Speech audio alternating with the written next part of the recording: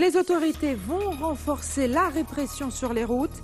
Le préfet a annoncé au cours des vœux de la police l'expérimentation à venir de radars nouvelle génération, une année 2018 placée sous le sceau de la lutte contre la délinquance routière. Et la région Guadeloupe poursuit la concertation initiée hier sur la mise en place d'un plan de gestion des déchets pour les 12 années à venir. Ce matin, il était question d'analyser les voies et moyens pour gérer la production de déchets émanant du secteur du BTP. Le reportage d'Anne-Elisabeth Arsène est à venir. Et nous irons admirer le nouveau spectacle sous-marin qu'offre l'aquarium de Guadeloupe. Technologie à écran tactile, images de poissons nageant juste sous vos pieds. Le site s'impose comme le lieu d'apprentissage par excellence pour apprécier l'univers aquatique. Et la nouvelle génération à la découverte des premiers habitants de la Guadeloupe.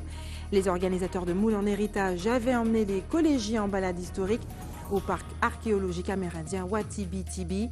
Le reportage de Linda Kayarsi à la fin de ce journal. Bonsoir et bienvenue sur ATV Guadeloupe. La police nationale promet de faire de la traque aux incivilités routières sa priorité pour l'année 2018. C'est l'un des principaux souhaits formulés aujourd'hui par les autorités policières à l'occasion de la traditionnelle cérémonie des vœux qui a eu lieu cet après-midi au commissariat de Pointe-à-Pitre. Je vous propose d'ailleurs d'écouter tout de suite les précisions du préfet Éric Maire, suivi de celle de la commissaire divisionnaire Isabelle Tomatis, tous deux interrogés par Anne-Elisabeth Arsène et Moïse Dexter. Nous avons enregistré d'excellents résultats en matière de lutte contre la délinquance en 2017. La directrice de la sécurité publique y reviendra. Moi, je voulais mettre l'accent sur l'insécurité routière. Les routes de Guadeloupe sont 3 fois plus mortelles qu'au niveau national. Donc, il faut que nous réagissions. Nous allons réagir de plusieurs manières.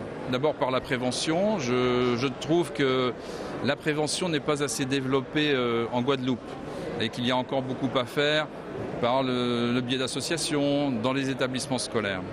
Ensuite, malheureusement, il faut aussi réprimer les infractions. Donc l'action des forces de l'ordre au bord des routes va continuer, va s'intensifier. Et nous allons aussi utiliser davantage les nouvelles technologies. Les gendarmes et les policiers sont munis de plus en plus de tablettes numériques qui leur permettent de simplifier les procédures, de consulter rapidement les fichiers au bord des routes. Et cela donne des gains de temps extrêmement importants. Ces gains de temps, bien évidemment, nous allons les utiliser pour une présence accrue des forces de l'ordre sur le terrain.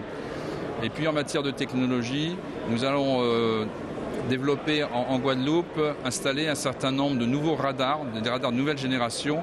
On a diminué sur la zone de compétence de la police nationale de 30% les vols à main armée et on a fait diminuer sur la totalité des vols avec violence de 40% le nombre de faits. Donc ce n'est pas encore un fait sur 2 en moins, mais quasiment un fait sur 2 de vols avec violence en moins. Et je pense que notamment la population qui déambule dans Pointe-à-Pitre, dans les abîmes, dans Gosier s'en rend compte. Alors des cambriolages qu'on a réussi à stabiliser, mais en tout cas des vols de véhicules et des vols à l'intérieur des véhicules. Alors votre tribune est pour moi l'occasion de rappeler également à la population un petit message de prévention. Attention, fermez vos véhicules, dissimulez vos objets, ne laissez rien à la vue, parce que ça c'est une petite mesure basique qui peut vous aider et aider les services de police. Et le dossier de l'eau barre toujours la une de l'actualité. Plusieurs collectifs et avocats ont saisi la justice sur ce dossier. La dernière plainte a été déposée hier par l'Union régionale des consommateurs et l'association SOS Environnement au tribunal de grande instance de Pointe-à-Pitre. Approuvez-vous ces plaintes? C'est la question que vous a posée Linda Kayarsi. On écoute vos réponses. Je crois bien. Sinon, ça ne va pas arriver. Il faut tout le comité, tout l'ensemble se mettre d'accord pour arriver à un point. Il faut finir avec ça, parce que ça fait longtemps que ça dure. Je trouve que c'est une bonne chose parce que ça concerne tout le monde, aussi bien les actifs, non actifs, les jeunes. Enfin, c'est une île, c'est au niveau de l'île entière que c'est un problème, l'eau. Oui, je pense que parce qu'il y a trop de choses qui s'est passées, puis on n'est pas au courant. Il faut qu'on soit au courant pour voir vraiment, pour connaître vraiment les choses, quoi. Je pense que c'est une bonne initiative parce que nous sommes très en retard actuellement. Il va falloir que chaque individu, chaque Guadeloupéen puisse avoir de l'eau dans le robinet tous les jours. Enfin, on ne doit pas se battre pour avoir de l'eau, enfin, dans une île comme la Guadeloupe, quoi. Enfin, partout, je pense qu'on n'est pas au fin fond d'un pays où il n'y a pas d'eau, où on est dans le désert. C'est loin d'être ça. Donc, c'est déplorable qu'on soit obligé de se battre de cette manière. Moi, je suis d'accord pour une gouvernance unique pour l'eau, ici en Guadeloupe, quoi. Ça serait mieux? Oui, ça serait mieux et ça va... On va se comprendre et puis on verra bien les choses, quoi. Même, il faut quelque chose. Il faut faire quelque chose. Et je pense que là, c'est un peu dommage pour nous, mais il va falloir faire quelque chose quand même. Et les présidents des collectifs menacent désormais de saisir les instances européennes pour faire la lumière sur cette affaire, à savoir qui sont les responsables et où est donc passé l'argent qui devait servir à rénover le réseau. On écoute Harry Olivier, président du collectif citoyen Guadeloupe, qui s'est exprimé face à la caméra de Linda Kayarsi. Vous savez, s'ils ne veulent pas comprendre la situation, s'ils ne veulent pas entendre, il va y avoir d'autres actions qui vont se faire. Parce qu'aujourd'hui, toutes ces collectivités qui sont en situation de déficit, qui ont utilisé des financements européens, parce que ça aussi, il faut que la population comprenne. Aujourd'hui, quand on parle que l'Europe finance, c'est l'ensemble des citoyens de l'Europe. Ce sont les 28 pays qui constituent l'Europe qui financent. Ce qui veut dire n'importe quel citoyen européen pourrait porter plainte contre les élus et demander des gages et demander qu'avez-vous fait de l'argent qu'on vous a donné? Qu'avez-vous fait? Et donc aujourd'hui, nous sommes prêts aussi à dépasser les limites de la France. Si nos élus ne veulent pas entendre, on sera amené à porter le sujet au niveau de la communauté européenne, dans ces différentes commissions. Et parce que nous avons déjà demandé à l'État d'engager un audit judiciaire. Parce que là, il y a des raisons de penser que les choses ne seront pas claires réellement. Et il est de plus en plus difficile d'acheter du poisson frais en Guyane. Depuis l'entrée en vigueur d'une loi interdisant à tout bateau de pêche de quitter le port sans son capitaine à son bord, peu de marins pêcheurs quittent le port. Et pour cause, le contrat de certification pour devenir capitaine coûte 5 fois plus cher en Guyane qu'aux Antilles ou encore dans l'Hexagone. Reportage Pierre Tréfaux. Au restaurant La Marinière à Rémire, le chef cuisinier s'inquiète de l'absence d'arrivage de poissons au restaurant. Depuis une semaine, on connaît tous la problématique qui se passe en Guyane. Donc on a pu ravitailler pour une semaine. Mais là, on s'inquiète un petit peu pour les semaines à venir, puisqu'on ne sait pas comment ça va se dérouler au niveau de... On fait la pêche en Guyane, quoi. Une pénurie qui s'explique par la raréfaction des poissonniers au marché du Mire. En effet, depuis le 1er janvier, plusieurs bateaux de pêche sont restés taqués, suite à la décision de la direction de la mer demandant aux professionnels marins et capitaines de passer les formations obligatoires. Les certifications sont déjà présentes dans l'Hexagone et les Antilles. En Guyane, elles sont assurées par une seule école, localisée à Kourou. C'est cette même formation qui va se faire et justement à qualité égale, le coût ne l'est pas. C'est ça notre problème. Alors pour la CRO, je crois que c'est 1150 € et puis la CFBS, je crois, je dois me tromper sur le terme exact, est à 1750 €. Alors, vous vous rendez compte de 1900 € pour un marin, systématiquement. Et il faut qu'ils y passent tous. Dans les Antilles, ça varie entre 400 et 700 €. Ah ben justement, c'est la Guyane, je crois qu'on est au pays de l'or, donc évidemment on doit croire qu'on roule sur l'or. Cela concerne 139 embarcations pour 65 armateurs. Depuis 3 semaines, la majorité des entreprises sont en chômage partiel, voire complet. La réglementation dit que tout marin débarqué doit être sous une autre forme au niveau de l'entreprise, parce que l'entreprise doit payer cette personne sur un mois. Alors justement, occasionné par les services de l'État, je me demande qui paiera justement ce chômage. Des discussions sont engagées entre les armateurs et la direction de la mer. Les premières formations doivent débuter la semaine prochaine. Et puis en Martinique, en attendant la mise en service du TCSP, de nombreux usagers ont recours au taxi, seul moyen de transport à desservir toutes les communes de l'île. Mais là-bas, les taxis collectifs connaissent de nombreux problèmes de fonctionnement, ce qui occasionne souvent de longues heures d'attente pour les passagers. On regarde le reportage de nos confrères d'ATV Martinique. Au terminus de Fort-de-France, le balai des taxis collectifs ne s'arrête presque jamais. On pourrait croire le service rapide, mais la réalité est tout autre. Regagner les communes relève bien souvent du parcours du combattant, comme pour ces habitants du Gros Morne aujourd'hui. Tout dépend des jours. Il y a des jours où c'est très très long. Très très long. On peut attendre plus d'une heure. C'est le seul moyen de locomotion que j'ai, parce que je n'ai pas de voiture. Avant, ça passait très bien. Il y avait beaucoup de taxis. Mais maintenant, c'est foutu, hein? Il y a à peine 4 à 5 taxis au Gomon dans chaque commune à peu près maintenant. Hein. Et quand je ne trouve pas de taxi ici, là, je prends de Trinité. Je descends à Trinité, mais je paie le prix de Trinité. Le constat est le même pour ceux qui souhaitent rejoindre les communes du Grand Nord, par exemple. Les taxis collectifs sont moins nombreux que pour le centre et le sud. Ce matin, après avoir attendu plus d'une heure de potentiels clients, ce chauffeur de Basse-Pointe est reparti bredouille. Parce qu'il n'y a pas de passager. Je suis resté là un peu trop longtemps, alors je pars. Ah oui, ça arrive souvent, très souvent. On fait avec, hein. On n'a pas le moyen, on n'a pas d'autre choix.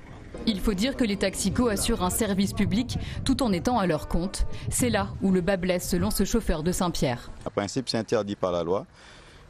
Parce qu'on doit en principe avoir des bilans en fin d'année et il faut quand même présenter ça à la DDA, à la DL, et il ne faudrait pas être déficitaire. Il faut avoir au moins 3 bilans positifs, sinon 3 bilans négatifs, vous êtes à la porte. Donc les gens vous spectent, c'est vrai qu'ils attendent énormément dans le taxico pour qu'on puisse partir, mais on ne peut pas fonctionner à vide. Les chauffeurs ne touchent aucune subvention pour les aider à pérenniser leur transport et rentrer dans leurs frais. Pour beaucoup, la coupe est pleine. Il s'attend d'organiser un vrai transport en Martinique. Soit la CTM organise lui-même et ils nous mettent là-dedans, on va pouvoir assurer aussi. Ou soit il lance un appel d'offres et qu'ils mettent les transporteurs dedans. Mais moi-même, je ne peux plus supporter. Je ne peux plus travailler à perte maintenant. Donc moi, je dis que les 700 qui prennent leur transport, qu'ils assurent leur connerie de plus de 50 ans.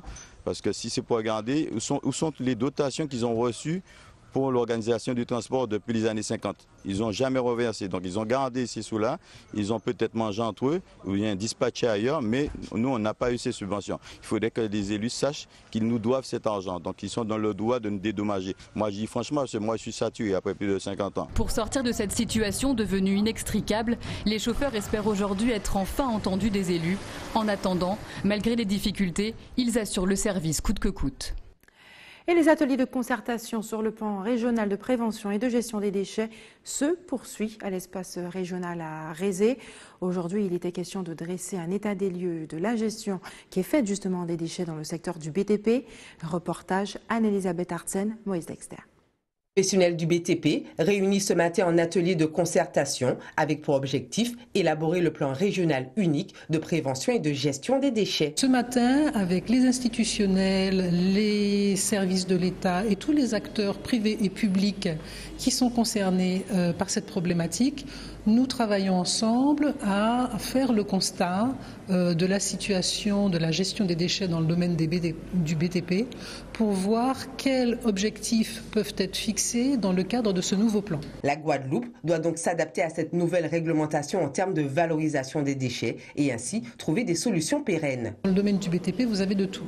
Et donc c'est une situation qui est relativement complexe, qui nécessite de mettre en place de multiples types d'interventions et de types de traitements et qui appellent des situations différentes. C'est la raison pour laquelle il faut s'arrêter sur l'ensemble des types de déchets auxquels nous avons à faire face dans le cadre des chantiers de BTP. Ces travaux ont donc permis de faire le point sur l'état des lieux des déchets du BTP avec ses données et ses enjeux. La région pourra alors bâtir le projet de programme de valorisation de ces déchets qui servira de base à toute la profession.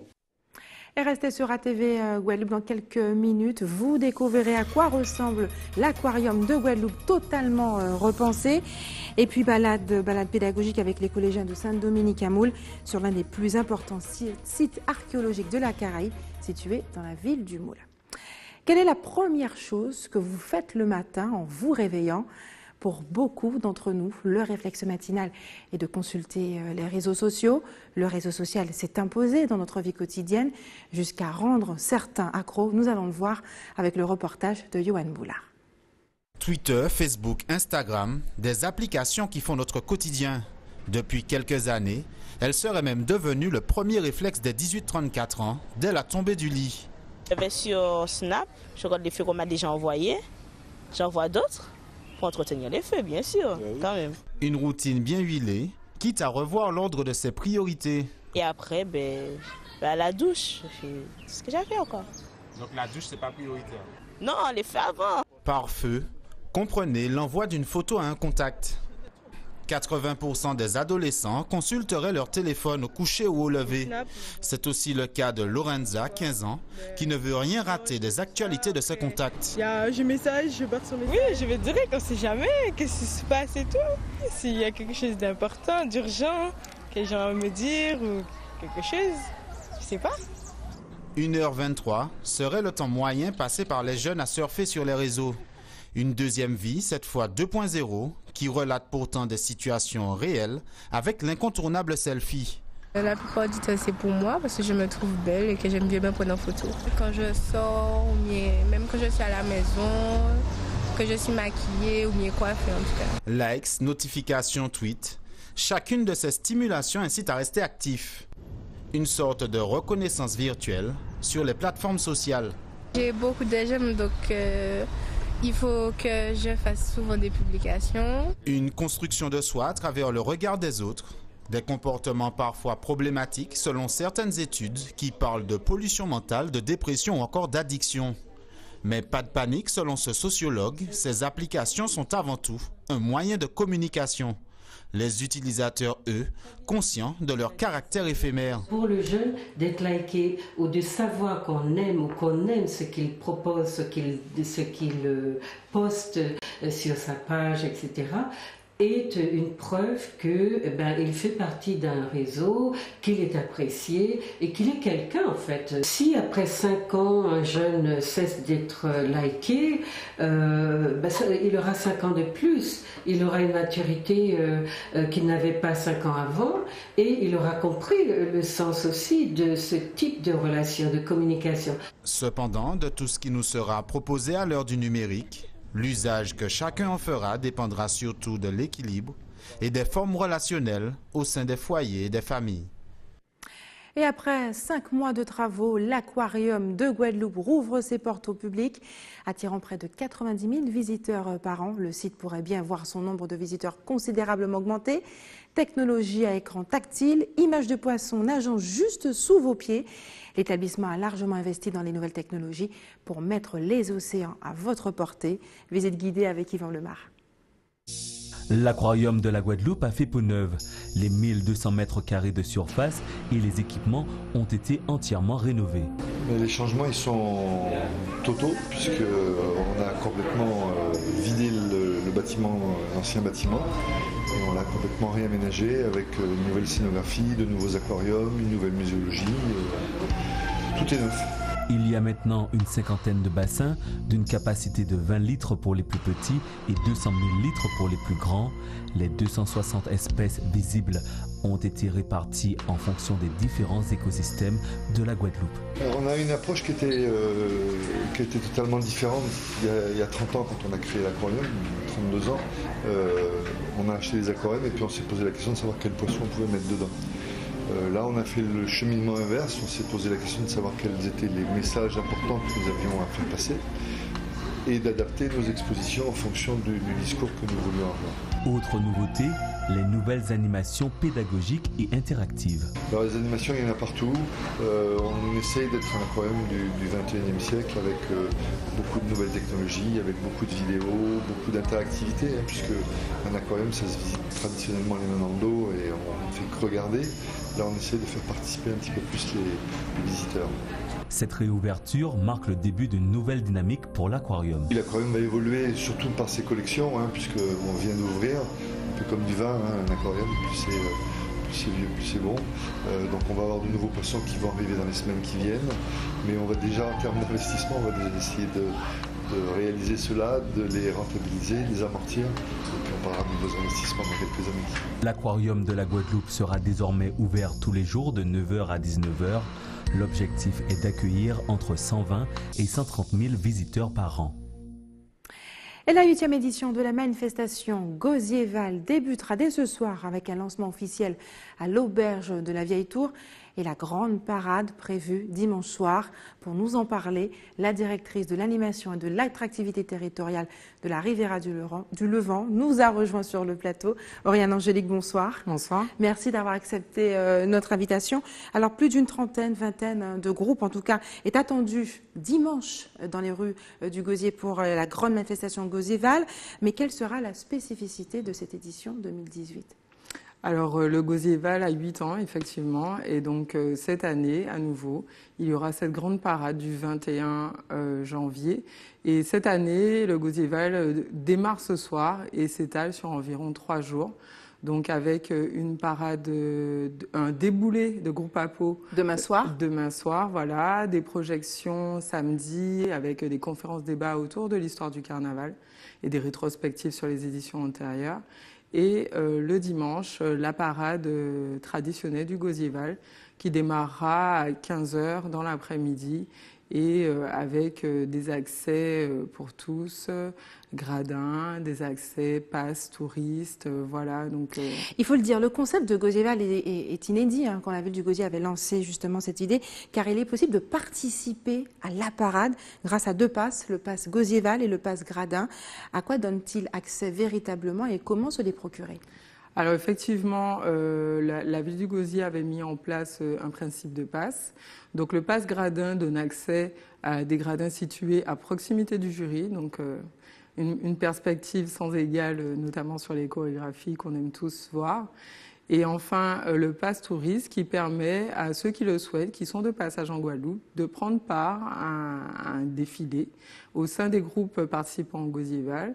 Donc tous ces passes sont disponibles en ligne, notamment sur le site bizouk.com, où chacun peut faire ses achats et choisir la formule qui lui convient pour découvrir ce carnaval.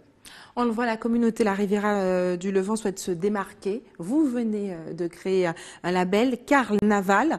Que signifie cette appellation ? Qu'est-ce qui se cache derrière tout ça ? Qu'est-ce qu'elle contient ? Alors effectivement, depuis l'année dernière, la communauté d'agglomération Riviera du Levant a exprimé la volonté d'avoir plus de cohérence entre les parades qui se déroulent sur son territoire. Donc depuis l'année dernière, ce concept a été développé. On a essayé de le faire monter en puissance cette année en ayant vraiment une programmation qui se veut coordonnée, une communication concertée, des événements qui se veulent éco-citoyens également, bien sûr attractifs pour les Guadeloupéens et le public touristique, et des animations aussi beaucoup plus larges qui sortent du cadre simple de la parade, mais à destination de différents publics. Donc effectivement, le carnaval est un label qui définit plus ou moins un cahier des charges de façon à ce que la Riviera du Levant apporte un soutien de taille aux différents comités qui restent les organisateurs principaux des parades. La CAR n'organise pas les parades, mais les accompagne de façon très appuyée dans ce cadre-là et avec ces perspectives de concertation et de mise en cohérence de la programmation sur l'ensemble du territoire de la CAR, effectivement. Allons-nous vers justement un produit touristique par territoire ? Alors effectivement, il y a eu une thématique développée par territoire. Donc dimanche dernier, par exemple, le comité Carnaval cette année a proposé Massemblage, qui a connu un bon succès avec plus d'une vingtaine de groupes présents et un public touristique large. Ce week-end, c'est le Gauzier-Val. Le 3 février, on pourra se retrouver à la Désirade avec le Carnaval à Canic, on va y arriver. Effectivement, donc avec des villages, des parades qui sont proposées à tout un chacun. Donc on peut prendre le bateau et aller passer la journée de samedi 3 février à la Désirade. Et ensuite, la traditionnelle parade nocturne du lundi gras se tiendra à Saint-François avec l'association Carnaval 118, mais qui proposera également un déboulé de groupe à peau le 10 février, juste avant. Donc un carnaval qui se veut éclectique, bien fourni au niveau de sa programmation et la communauté d'agglo a veillé à ce que la cohésion, la cohérence se fasse au maximum entre les différents organisateurs. D'importants moyens sont déployés, mais est-ce que cette politique porte ses fruits ? Alors effectivement, bon, le carnaval est un produit de toute façon qui s'inscrit à l'échelle vraiment du territoire de l'archipel de la Guadeloupe. Et on sait aujourd'hui qu'il existe vraiment une clientèle touristique qui se positionne sur cette période-là. Donc effectivement, comment sortir son épingle du jeu, comme on dirait. Donc c'était là aussi l'objet de ce label-là, c'est que la Riviera du Levant puisse sortir un petit peu du lot avec ce label et soit identifié et connu de tous dans le cadre de l'offre qui reste quand même très importante sur le territoire de la Guadeloupe. Mais on sait que le carnaval guadeloupéen n'a plus de ses preuves à faire finalement. Voilà. On sait, Gosier-Val, c'est jusqu'au 21 janvier de cette année. Où peut-on se procurer le programme ? Alors le programme est disponible donc bien sûr sur le site Gosier-Val en place, mais bien sûr sur la page Facebook La Riviera du Levant, sur le site internet de la Riviera du Levant également, et bien sûr au niveau des offices de tourisme locaux où on peut retrouver l'ensemble de la programmation, de comme on a dit, qui démarre ce soir à l'auberge de la Vieille Tour. Et donc, il suffit de venir passer tout le week-end à Gosier, je pense que ça sera beaucoup plus simple pour tous. Et comme ça, personne ne ratera aucune des animations qui sera proposée. Merci Oriane Angélique d'avoir accepté de répondre à nos questions ce soir. Saviez-vous que la Guadeloupe abrite l'un des plus importants sites archéologiques de la Caraïbe ? Lequel ? Il s'agit du parc amérindien Watibi-Bibi, situé à la ville du Moule. Dans le cadre de la manifestation Moule en héritage, les organisateurs avaient le souhait de faire découvrir ce site historique aux collégiens. C'était avec justement ceux du collège Saint-Dominique. Le reportage est signé Linda Kayarsi. On regarde ensemble. Donc, le nom du parc Watibi. Il faut savoir qu'aujourd'hui, c'est un espace de détente et de méditation. Elle a une superficie de 75 000 m². 75 000 m² également d'histoire. Le parc Watibi-Tibi, qui signifie grenouille en amérindien, est l'un des plus importants sites archéologiques de la Caraïbe. On est en présence d'une roche qu'on appelle la roche à 3 pointes. Une roche à 3 pointes qui symbolise la fertilité, qui représente une feuille du prunier monbin. Sur le site, plusieurs espaces, un centre d'interprétation archéologique sur les traditions amérindiennes et un espace mémorial qui rend hommage aux populations qui se sont succédées. On a des poteaux, donc il y a 3 couleurs. Il y a le blanc, il y a le rouge et le noir.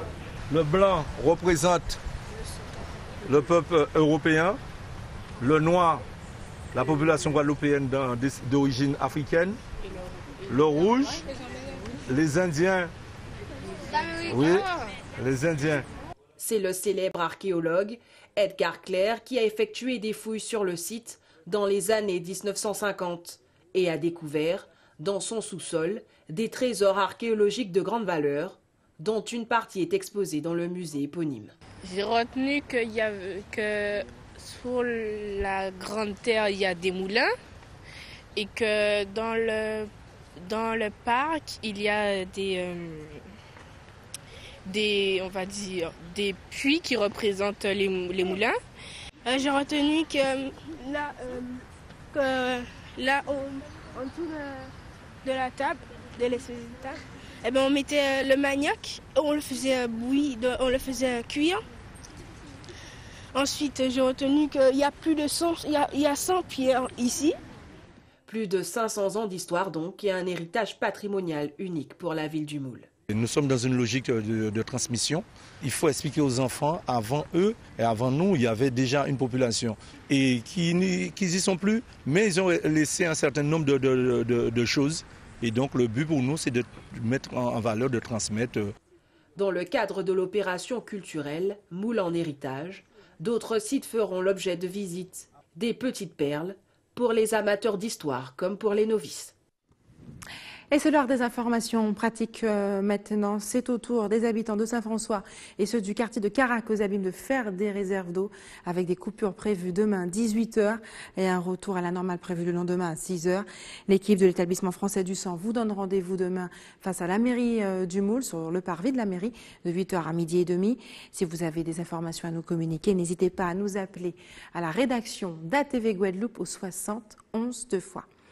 Et voilà, c'est la fin de notre édition locale et régionale. Mais avant de se quitter, je vous rappelle les principaux titres de ce jeudi. Les autorités vont renforcer la répression sur les routes.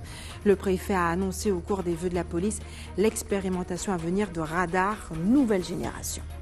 Et la région poursuit la concertation initiée hier sur la mise en place d'un plan de gestion des déchets pour les 12 années à venir. Ce matin, il était question d'analyser les voies et moyens pour gérer la production de déchets émanant du secteur du BTP. Et puis ce soir, vous aurez maintenant la possibilité d'admirer le nouveau spectacle sous-marin qu'offre l'aquarium de Guadeloupe. Technologie à écran tactile, images de poissons nageant juste sous vos pieds. Le site s'impose comme le lieu d'apprentissage par excellence pour apprécier l'univers aquatique. Et la nouvelle génération avait rendez-vous justement à Moule pour découvrir le patrimoine laissé par les premiers habitants de la Guadeloupe. Une manifestation qui était organisée par les organisateurs de Moule en héritage. Merci d'avoir choisi ATV Guadeloupe. Je vous souhaite une excellente soirée. On se retrouve demain à 18h47.